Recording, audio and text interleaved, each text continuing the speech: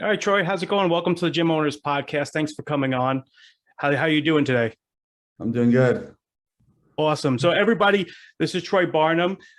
He has a very interesting story because he has a very successful ATV business, but still decided to go out and purchase a couple of, I guess they were failing gyms. Why don't you tell that story and on how you ended up being a gym owner?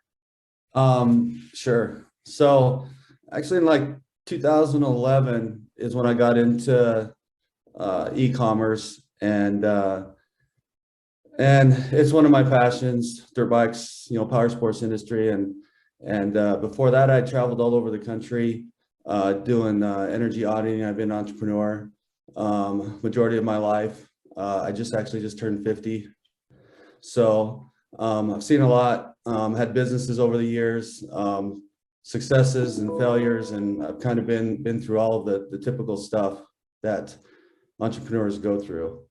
And but one of the things that I never did was miss a workout, no matter where I was at. And owning a gym was the furthest thing from my mind. I just, I enjoyed working out, and didn't matter what time it was. I got in, I made sure I got my workout in 1 o'clock in the morning. It just didn't matter to me. I wanted to get the workout in. And interesting enough, as much traveling as I did in gyms that I saw, it gave me a kind of perspective on how other people ran their gyms, what equipment they had in there, the demographics of the area, and those types of things. And so I had that perspective kind of going into it. And so 2013, one of the businesses I had actually took me into the local gym, and I knew the local gym. Most of the time the equipment wasn't working. They had signs on it, equipment or parts coming soon, that had been on for 3 months, and that type of thing.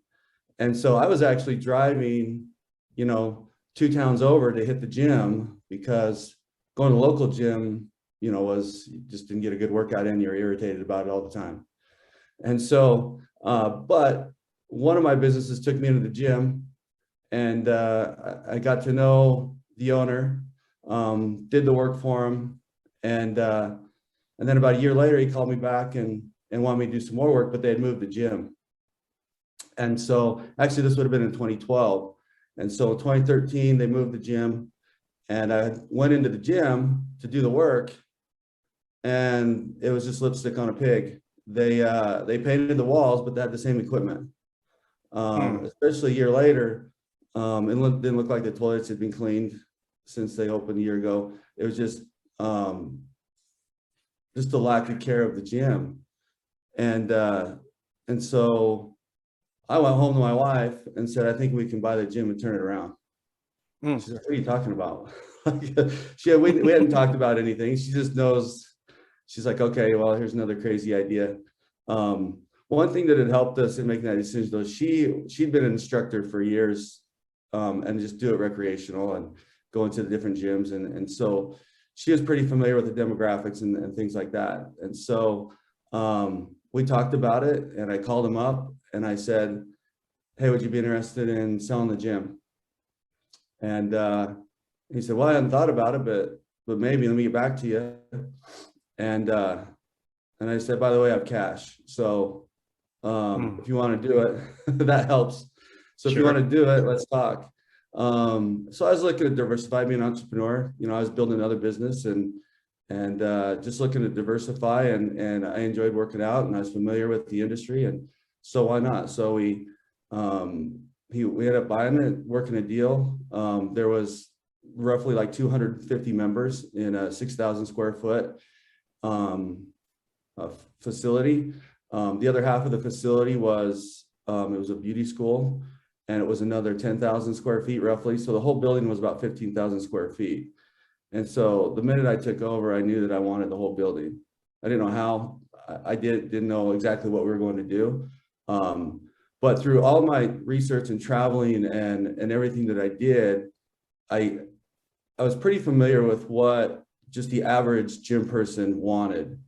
One of the mistakes that I saw out there was there's too many gym that went out of business and some that are struggling. And in this case, not with this gym was just lack of effort. The first one. The second one was, in my opinion, somebody or people getting stuck on their fitness philosophy rather than servicing their customers, and not knowing their demographics. If you want to specialize in something, you better know exactly what you're specializing in and how many people you're going to bring in. And because not everybody wants something specific, and when they walk into a gym and they're looking for a traditional workout, and that's what you're advertising, they don't get that, you're going to lose it pretty fast. And that's, in my opinion, kind of what happened with the second gym that we took over. But back to the first one, one of the things that I was paying attention to is, so many gym owners, like I said, get stuck with their fitness philosophy. And I put that aside. I knew how I like to work out. I consider myself traditional fitness person, but I want diversity, And then the other thing is I want it to be clean. There's some gyms I go into and it'd be pretty disgusting on my travels, and others would be, oh, this is awesome, I can do a push-up without having a fuzzy, flat my nose. So our motto is clean, friendly, and affordable. Our demographics was small town, which was, if you look at the numbers, if you look at the statistics, the chances of survival with what I was trying to do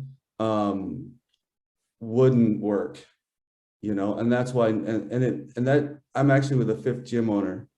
Gotcha. The original gym in the town was open about 2001, I think, or 2000.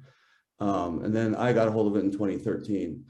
And I just put basic business principles, and put aside my fitness philosophy and started to just know my demographics, know the people, a fair price, and know people you don't have to travel. And it took quite a while, of course, to get the word out. And even to this day, now it's been 8 years, even to this day, I don't do a lot of print ads and I don't do a lot of marketing.